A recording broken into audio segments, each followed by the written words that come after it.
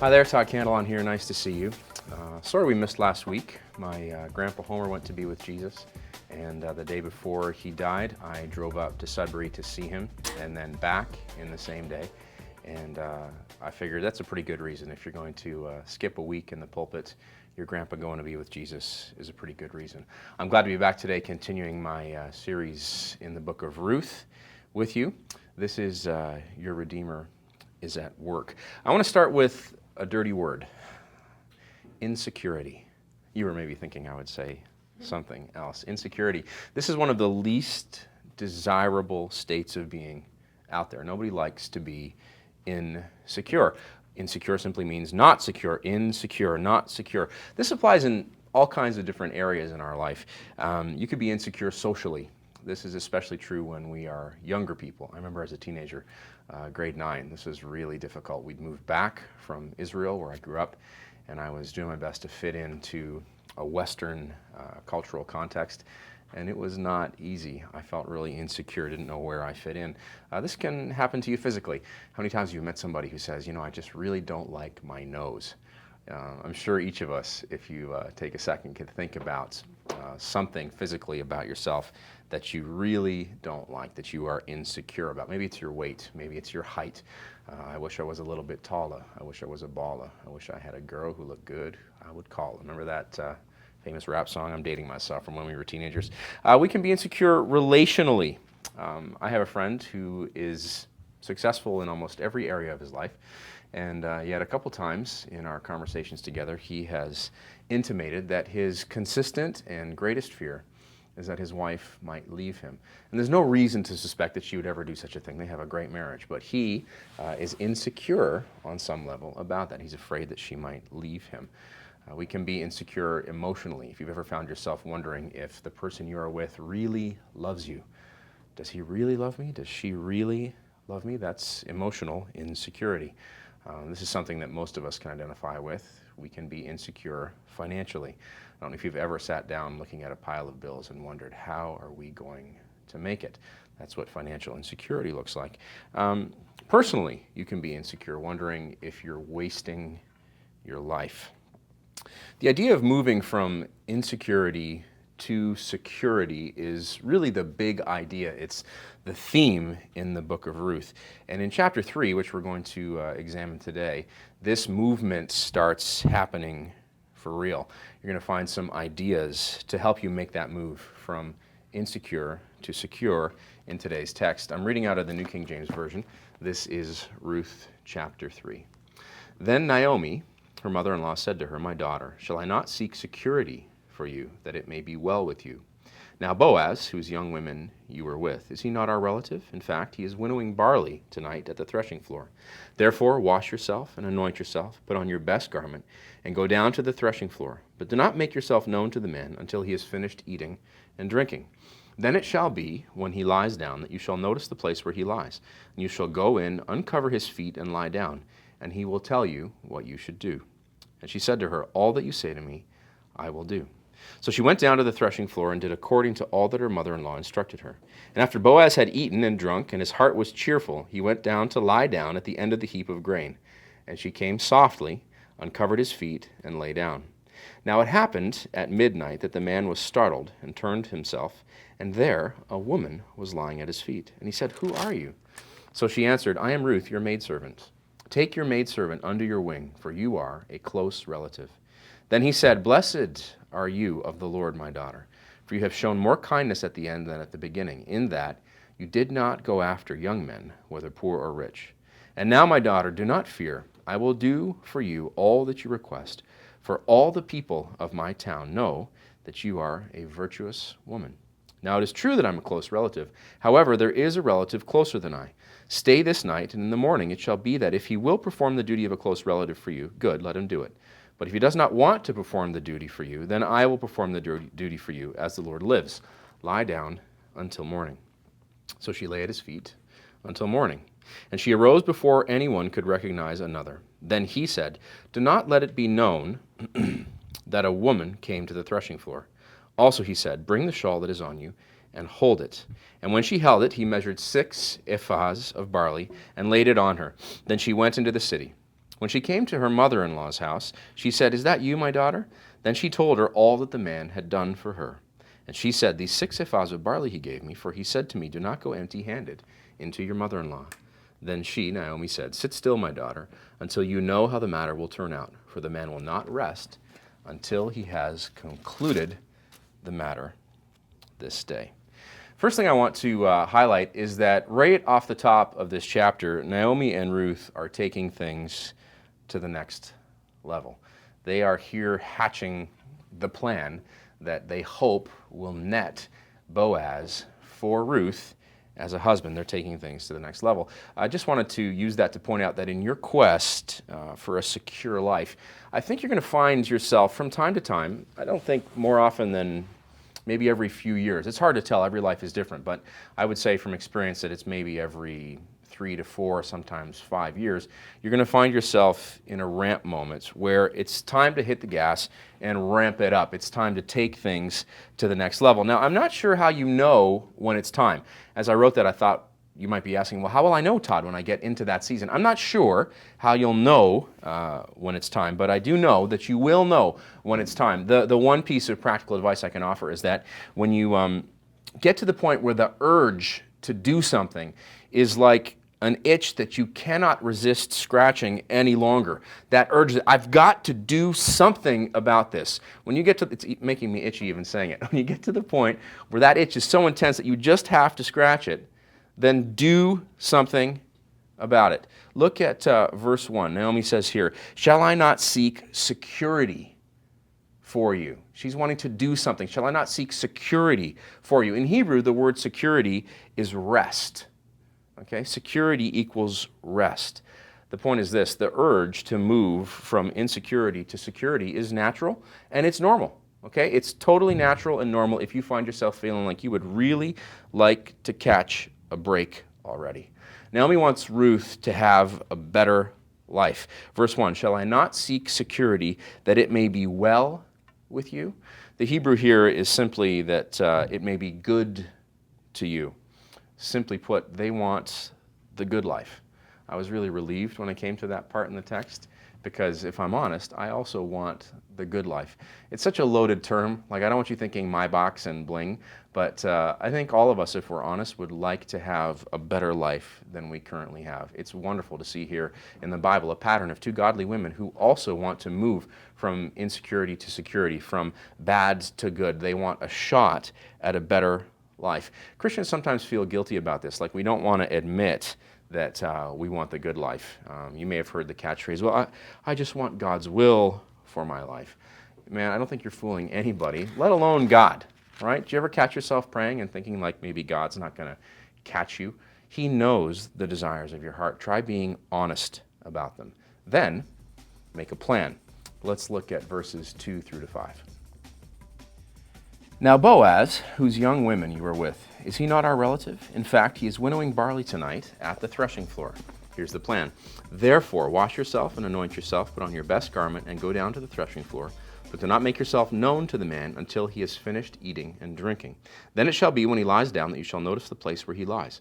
And you shall go in, uncover his feet, and lie down, and he will tell you what you should do." And Ruth said to her, "All that you say to me, I will do."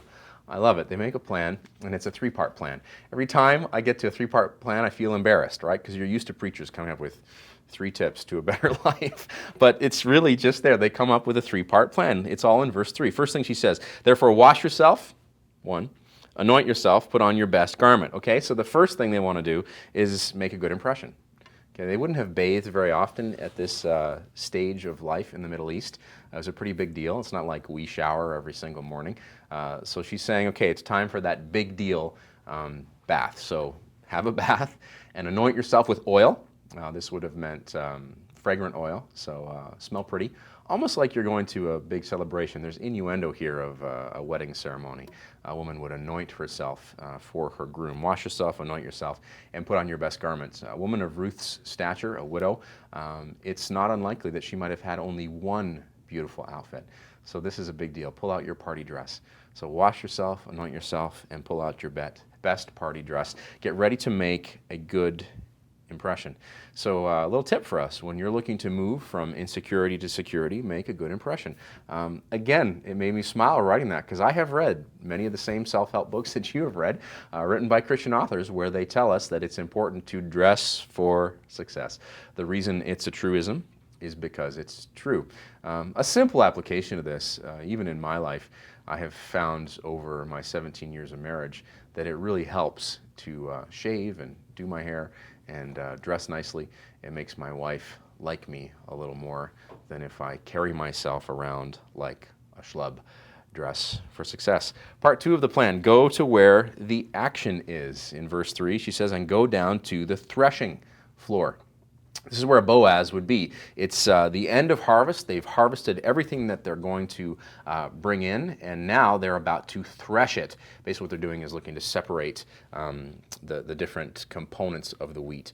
So they would take the kernel and they would crush it. They would have animals walk over it, then they'd put it in a tray and throw it up in the air in a place where there was a strong breeze. As they threw it up in the air, the breeze would push the lighter husk material away, and the heavier seed would fall back into the tray they were using, and then they would dump those trays into receptacles. That's what it meant to thresh, simply put, from a non-farmer in Bible times. Go to the threshing floor. This is where Boaz will be. The point is this: sometimes, hear this, you have to go to where the action is instead of waiting for the action to come to you. All right, don't miss this point. If Ruth stays home, none of this happens. Right? She could have just said, nah, I'm too shy. I'm too tired. What if he rejects me? I mean, there's 1,001 reasons why she could have, maybe should have, stayed in her house. Who am I to go and put some moves on this wealthy landowning man? Okay, like really, who am I? She could have stayed at home. If she stays at home, none of this story ever happens the way in which it happens. Okay, sometimes you have to go to where the action is. Now, if you watching today are an extremely shy or an introverted person, when it comes to this point, you're going to have to do one of two things. You're going to have to modify your behavior, okay, and you're going to have to get out there, go to where the action is, or you're going to have to modify your expectations. Right? It's a tough one. Many people expect great things to happen, but they never put themselves in position. Okay, don't miss this point. You have to go to where the action is. That's part 2 of the plan. Part 3 of the plan: don't be afraid. I love this. Don't be afraid to be calculated. Listen to verse 3. But do not make yourself known to the man until he has finished eating and drinking. I said before, this is happening at the end of harvest time. So the meal that was to follow the threshing of the harvest could quite possibly have been a bit of a party. It would not have been out of character for the time for them to celebrate the bringing in of the harvest. So you need to be thinking that it would have been a slightly celebratory atmosphere. Wait until he has eaten and drunk his full. In other words, get him when he's happy. Okay? Get him when he's happy. The emphasis here is on their productivity, their proactivity. They are actually doing something that they believe will set them up to succeed. So many Christians are so passive. Here we see, in this chapter of Ruth, 2 women who are wanting to move from insecurity to security, and instead of sitting around, they are specifically, intentionally doing something about it. So make a plan. Make a good impression. Go to where the action is, and be calculated in what you do. And then execute the plan. Let's look at verses 6 through to 9. So she went down to the threshing floor and did according to all that her mother-in-law instructed her. And after Boaz had eaten and drunk, and his heart was cheerful, he went to lie down at the end of the heap of grain. And she came softly, uncovered his feet, and lay down. Now it happened at midnight that the man was startled, and turned himself, and there a woman was lying at his feet. And he said, "Who are you?" So she answered, "I am Ruth, your maidservant. Take your maidservant under your wing, for you are a close relative." So Ruth does what Naomi told her to do. I want to point out 2 things. This is pretty racy stuff. Okay, for a woman, an unmarried woman, to venture out of her house at night, wander down into the fields, which would have been outside of town, to find the owner of those fields, who is perhaps sleeping it off a little bit at the foot of a pile of grain, to take the blanket that he's sleeping in, roll it up to expose his feet, lay down at his feet. This is racy stuff. To us, it seems like nothing. We are part of a highly desensitized audience when it comes to sexual things. But there's definitely an undertone here of raciness. A woman alone at night with a man would not have been typical in this age of the world. Secondly, when Boaz wakes up and says, "Who are you?" she doesn't just say, "It's Ruth." She says, "It's Ruth, your maidservant. Take me under your wing." She knows exactly what she wants, and she asks for it when the moment comes. To the first point, that this is a little bit racy, I want to point out that Ruth here is defying convention. Okay, she is going against the grain. She is defying convention. So as you seek to move from insecurity to security, be prepared to break the mold. This can be really tough because many Christian communities have become very rules-oriented. And if you find yourself in a situation where moving from insecurity to security requires you to do things that might be against the conventions of your particular community of faith, you might find yourself facing some resistance. So it's encouraging to see that you wouldn't be the first follower of Christ to have to do so in history. Of course, Ruth wasn't following Christ. She was following the Lord. Jesus had not come in the flesh yet, but she was following the instructions of her God-fearing mother-in-law. So it's safe to say that she's doing her best to walk out the will of God for her life, albeit in an unconventional manner. And when your moment of truth comes, make sure you know what you want and that you ask for it. Verse 9, and he said, "Who are you?" So she answered, "I am Ruth, your maidservant. Take your maidservant under your wing, for you are a close relative." Two things you need to know. She's basically saying in the Hebrew, cover me in your blanket. Take me under your wing. Literally in the Hebrew is, let me snuggle in with you. And then she's saying, for you are a close relative. That's the Gaal word, which I've referred to in previous week. For you are my kinsman redeemer. You are the one who is meant to make all things right in my life. In today's vernacular, you're the man, make me your woman. This is very refreshingly direct. So as you seek to move from insecure to secure, know what you want and ask for it. And then be prepared for good things. The story continues in verses 10 through to 13. Then he said, "Blessed are you of the Lord, my daughter, for you have shown more kindness in the end than at the beginning, in that you did not go after young men, whether poor or rich. And now, my daughter, do not fear. I will do for you all that you request, for all the people of my town know that you are a virtuous woman. Now it is true that I am a close relative. However, there is a relative closer than I. Stay this night, and in the morning it shall be that if he will perform the duty of a close relative for you, good, let him do it. But if he does not want to perform the duty for you, then I will perform the duty for you. As the Lord lives, lie down until morning." Sometimes the good things that are going to come to you in life will be very unexpected. In verse 10, he blesses her. Why? In that you did not go after young men. When you read the text in the Hebrew, there's the very clear implication here that she has been noticed by the young men who work for Boaz. He's saying, why didn't you go after one of the young guys? They've all noticed you. I'm sure you could get their attention. Blessed are you for not going after the younger men. She was young, and based on the implications here in the text, she was probably attractive. Boaz clearly thinks that she is out of his league. And when Ruth first met Boaz, remember the first day when she's gathering wheat in his fields, and she notices him, he's the owner of the fields, she would have thought the same of him. She would have thought that he is way out of her league. It's beautiful to say that he's getting a hot young wife in his later years, and she's getting a rich second husband after being widowed herself. This would have been a surprise for them both. So as you move from insecure to secure, expect the wonderfully unexpected. Okay, give yourself permission to be expecting the wonderfully unexpected. And if along the way you got to do a little bit of keeping up appearances, do it with purpose. Let's look here at verses 14 to 15.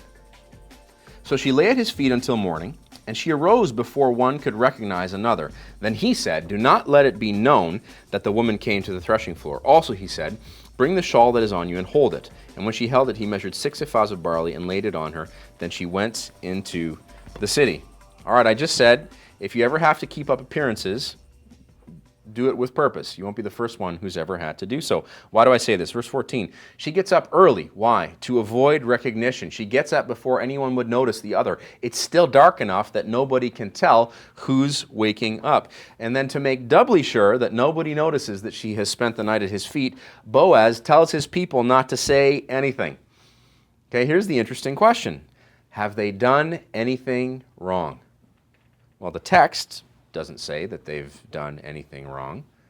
Do they think that people might think that they'd done something wrong? Well, sure they do. Otherwise, why would she have gotten up before anyone else, before anyone can tell who she is? And why would he have instructed his people not to say anything if he wasn't worried about it? Okay, and to be honest, when I read this, I kind of assume that they were up to no good. And you might have assumed the same when you read the passage. So they play the game. They keep up appearances. This is instructive for a guy like me who prides himself on being honest. And I hate to politic. But right here, I see an example that kind of goes against my natural default setting. They are playing the game. She gets up early so no one will know the difference. He commands his people not to mention it. And then he even goes so far as to give her a bunch of grain to take back with her so that that will look like the reason she visited the field. Okay, this is a crafty guy. This is marvelous. He's playing the game and he's providing for her at the same time. Do you get that? He's asking her to bring her shawl. He fills her shawl up with 90 pounds of barley. She, as a field worker, could have carried that amount of barley, but it's a huge amount of barley. Okay, he fills that up for her, and so it'll look like she went down to Boaz's field to get some barley. Yeah, she's been working for him for months. Of course, it's natural she would go down to get some food. But he's at the same time giving her a cover story, and he is practically providing for her. So as you move from insecure to secure, if you ever have to politic, try to make it as practically productive as possible. Then sit still and wait for your Redeemer. Let's finish with verses 16 to 18. When she came to her mother-in-law, she said, "Is that you, my daughter?" Then she told her all that the man had done for her. And she said, "These 6 ephahs of barley he gave me, for he said to me, 'Do not go empty-handed to your mother-in-law.'" Then she said, "Sit still, my daughter, until you know how the matter will turn out. For the man will not rest until he has concluded the matter this day." She comes back into town. She reports everything that's happened to Naomi. And then she says, "Look, just sit still and wait and see what happens, because I'm pretty sure that this man is going to conclude the matter this same day." So for you, do all the work that we've just discussed, okay? Take things to the next level in your life. Pursue the good life. It's okay for you to pursue the good life. Make a plan, okay? Be ready to make a good impression. Go to where the action is. Be calculated about it. And then once you've made the plan, execute the plan. Be prepared and willing to defy convention. Know what you want and ask for it. Expect the unexpectedly wonderful. Politic with purpose. Then, here's the most important point, sit still and wait. Because like Boaz, he who keepeth Israel shall neither slumber nor sleep. Psalm 121, verse 4. God does not rest when it comes to your salvation and redemption and to the fruitfulness of your life. So get ready to kiss insecurity goodbye, because your Redeemer is at work.